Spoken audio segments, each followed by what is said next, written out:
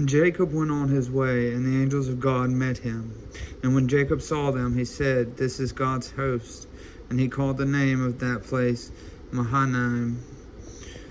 And Jacob sent messengers before him to Esau his brother unto the land of Seir, the country of Edom. And he commanded them, saying, "Thus shall ye speak unto my lord Esau. Thy servant Jacob saith thus, I have sojourned with Laban, and stayed there until now. And I have oxen and asses, flocks, and men servants and women servants. And I have sent to tell my lord that I may find grace in thy sight." And the messengers returned to Jacob, saying, "We came to thy brother Esau, and also he cometh to meet thee, and 400 men with him." Then Jacob was greatly afraid and distressed, and he divided the people that was with him, and the flocks and herds, and the camels into 2 bands, and said, "If Esau come to the one company and smite it, then the other company which is left shall escape."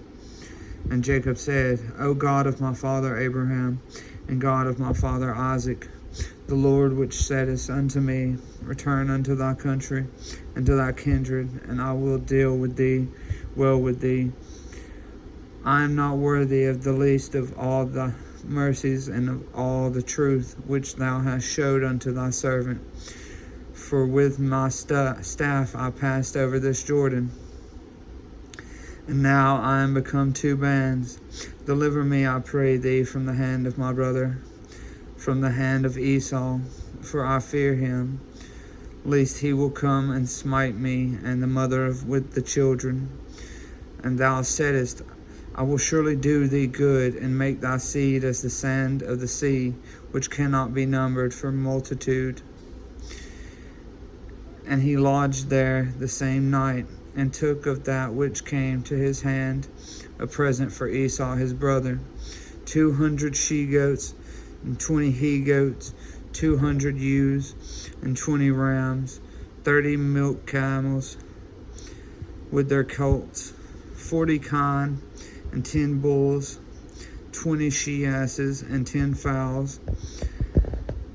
And he delivered them into the hand of his servants, every drove by themselves, and said unto his servants, Pass over before me, and put space betwixt drove and drove.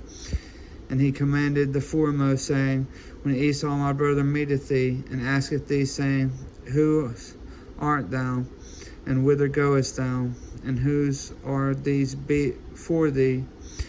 Then thou shalt say, They be thy servant Jacob's.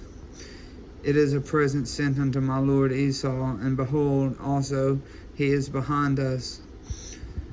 And so commanded he the second and the third, and all that followed the drove, saying, On this manner shall ye speak unto Esau when you find him. And say ye moreover, Behold, thy servant Jacob is behind us. For he said, I will appease him with the present that goeth before me, and afterward I will see his face. Peradventure he will accept of me. So went the present over before him, and himself lodged that night in the company. And he rose up that night, and took his 2 wives and his 2 women servants, and his 11 sons, and passed over the ford Jabbok. And he took them, and sent them over the brook, and sent over that he had. And Jacob was left alone, and there wrestled a man with him until the breaking of the day. And when he saw that he prevailed not against him, he touched the hollow of his thigh. And the hollow of Jacob's thigh was out of joint as he wrestled with him. And he said, Let me go, for the day breaketh. And he said, I will not let thee go, except thou bless me. And he said unto him, What is thy name? And he said, Jacob. And he said, Thy name shall be called no more Jacob, but Israel. For as a prince hast thou power with God and with men, and hast prevailed. And Jacob asked him and said, Tell me, I pray thee, thy name. And he said, Wherefore is it that thou dost ask after my name? and he blessed him there. And Jacob called the name of the place Peniel, for I have seen God face to face, and my life is preserved.